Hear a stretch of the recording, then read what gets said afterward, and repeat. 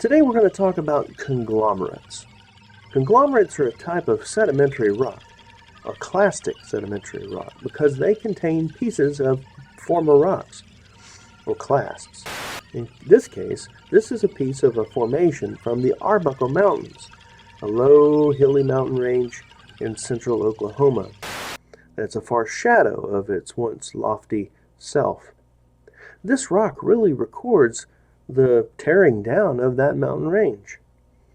About 300 plus million years ago, in the Pennsylvanian period, the Arbuckles were pushed up, and the rocks of the Arbuckles, the limestones and dolomites, all were pushed up and began to weather in the elements like the wind and water and ice.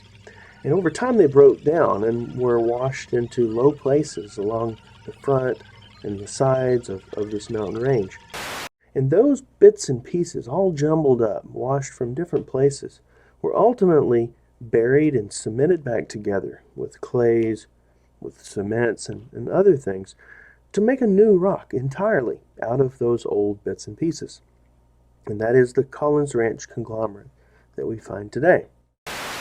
This is a fascinating rock in that it shows how destructive or how rapidly recycling the world's surface is. It's constantly rising and wearing back down, rising and wearing back down. We don't think about something as big as a mountain range as something that can appear one day and really disappear the next. But in geologic time, over millions of years, hundreds of millions of years, this is exactly what we see happens. The mountain ranges grow, they weather, they erode, and what's left of them get resolved in new rocks somewhere else, deep in the basin. So there's a lot of story to be told from rocks like conglomerates.